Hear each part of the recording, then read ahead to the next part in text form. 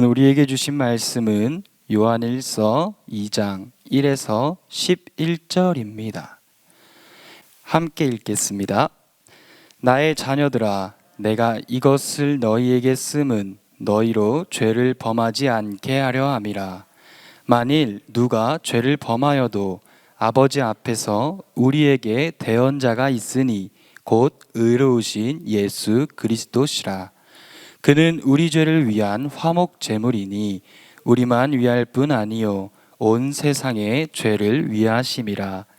우리가 그의 계명을 지키면 이로써 우리가 그를 아는 줄로 알 것이요 그를 아노라 하고 그의 계명을 지키지 아니하는 자는 거짓말하는 자요 진리가 그 속에 있지 아니하되 누구든지 그의 말씀을 지키는 자는 하나님의 사랑이 참으로 그 속에서 온전하게 되었나니 이로써 우리가 그의 안에 있는 줄을 아노라.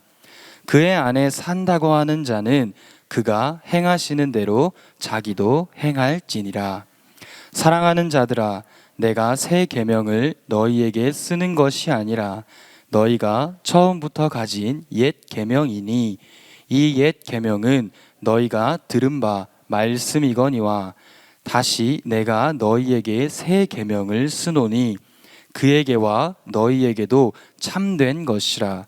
이는 어둠이 지나가고 참빛이 벌써 빛이 미니라.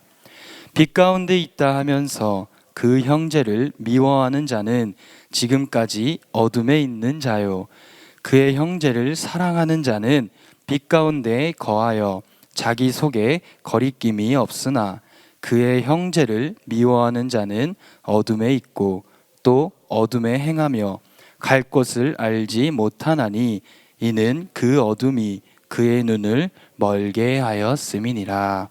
아멘. 샬롬. 오늘 주님 앞에 나오신 여러분들을 환영하고 축복합니다. 이 시간 저와 여러분들 안에 하나님의 사랑이 넘쳐나길 소망합니다. 영지주의라는 말을 들어보셨을 것입니다. 영지주의라는 것은 영적인 지식, 헬라어로는 그노시스라고 합니다. 그노시스라는 단어는 지식이라는 단어입니다. 그래서 이 영지주의자들은 지식과 깨달음을 통해 하나님과 관계하고 하나님과 가까워지는 것입니다. 이 영지주의는 영과 육을 분리합니다. 극단적인 이원론입니다. 육체는 악하고 영적인 것은 선하다. 그래서 구원받는 것은 영만 구원받는다라는 것입니다. 육은 소멸되어 없어질 것이고 영만 구원받는다라는 것입니다. 그래서 이들에게는 사랑이 없습니다. 이 요한 서신서가 기록될 당시에 영지주의가 많은 영향을 미치고 있었습니다. 그래서 사도 요한은 우리가 어제 본 요한일서 1장 말씀 속에서 사귐을 강조하고 있습니다. 사귐이라는 것은 관계를 맺는 것, 다시 말해 사랑이 필요합니다. 오늘 말씀 1절과 2절을 보겠습니다. 나의 자녀들아, 내가 이것을 너희에게 쓰면 너희로 죄를 범하지 않게 하려 함이라.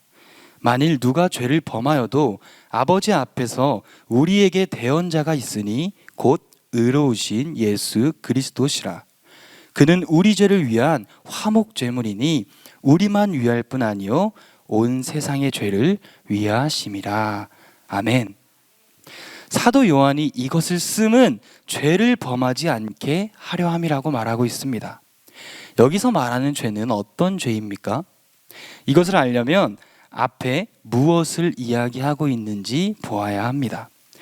1장 8절에서부터 10절까지 말하는 죄, 즉 우리가 죄가 없다라고 말하는 것, 영지주의와 같이 나는 죄가 없다, 내가 예수 그리스도를 알기 때문에, 하나님을 알기 때문에 나는 죄가 없다라고 말하는 것입니다. 그러나 10절에 죄가 없다 하면 하나님을 거짓말하는 이로 만드는 것이니 또한 그의 말씀이 우리 속에 있지 않다라고 말하고 있습니다. 우리는 모두 죄가 있습니다.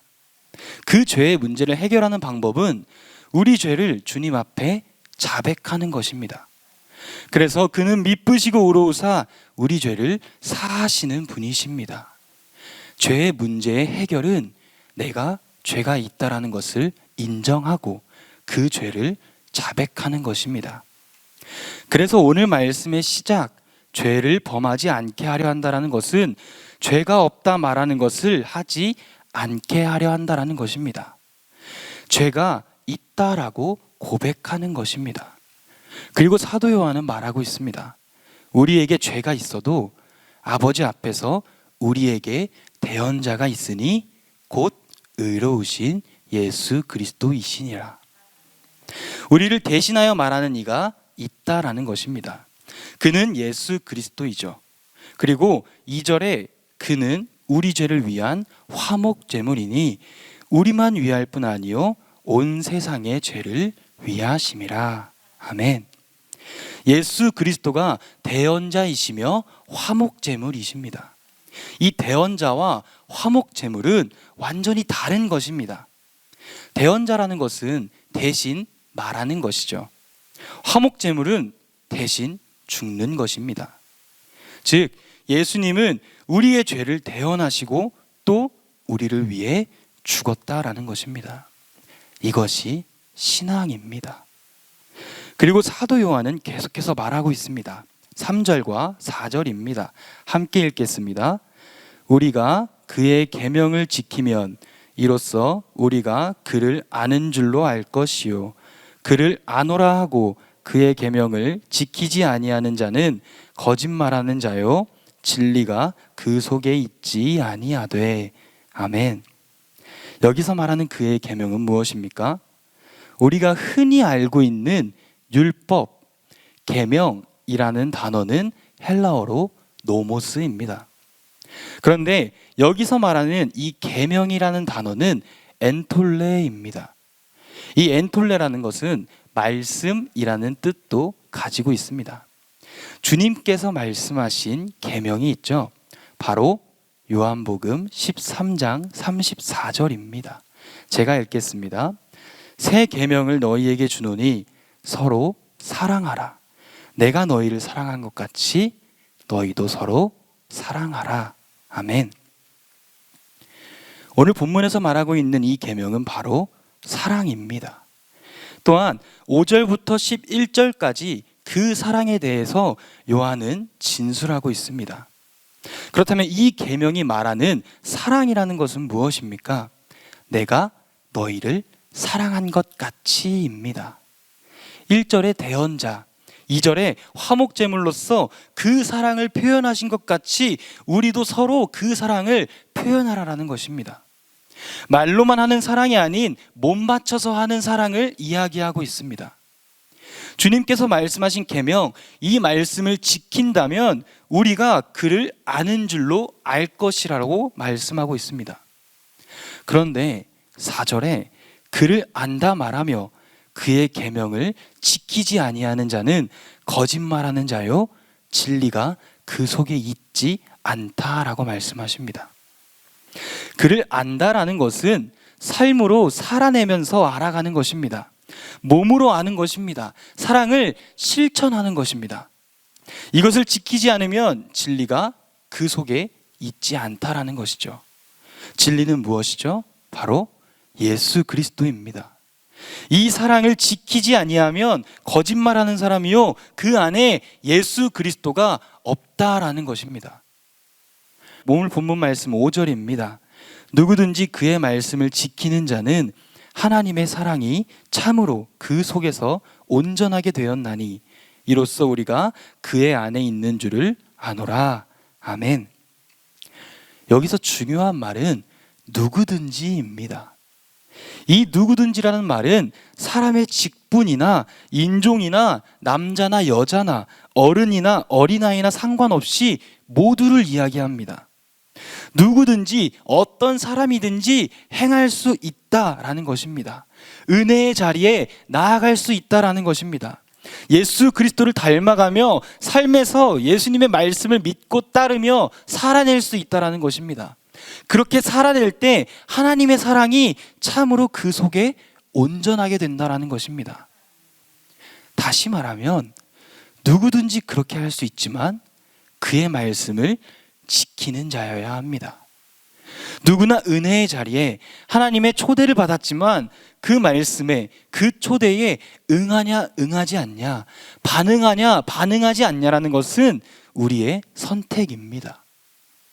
말씀을 지키는 것을 선택하면 그 안에 있는 것이며, 선택하지 아니하면 그 속에 있지 아니하는 자가 되는 것입니다.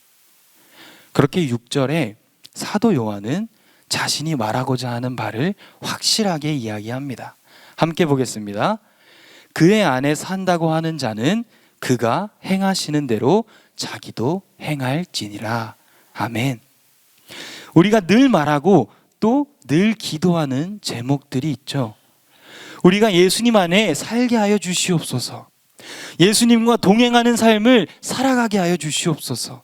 예수 그리스도를 닮아가는 삶 살게 하여 주시옵소서라고 우리는 매번 기도합니다.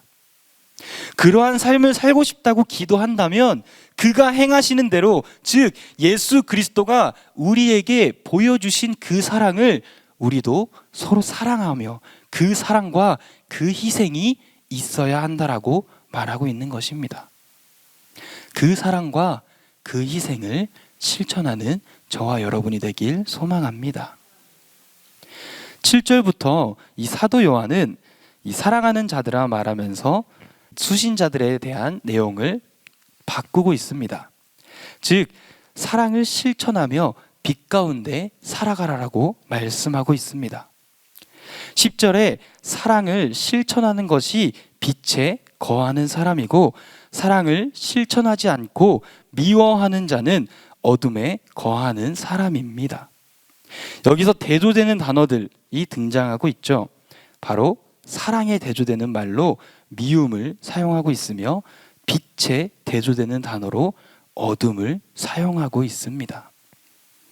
그리고 11절에 그의 형제를 미워하는 자는 어둠에 있고 또 어둠에 행하며 갈 것을 알지 못하나니 이는 그 어둠이 그의 눈을 멀게 하였음이라고 이야기하고 있습니다. 오늘 말씀 속에서 이 사랑에 반대되는 단어를 미움으로 표현하고 있습니다. 사랑을 하는 자는 빛에 거하는 자입니다. 미움을 하는 자는 어둠 속에 거하는 자입니다. 이 사랑과 믿음을 나누는 기준이 무엇인지 알고 있습니까? 그것은 바로 용서입니다. 내가 사랑하는 사람은 용서할 수 있습니다. 그러나 내가 사랑하지 않는 사람은 용서를 할 수가 없습니다. 우리가 말하는 사랑은 거창하거나 대단한 것이 아닙니다. 이 사랑의 시작은 바로 용서에서 시작하는 것입니다. 오늘 말씀을 통하여서 삶을 살아갈 때에 사랑을 실천하길 소망합니다. 용서하기를 소망합니다.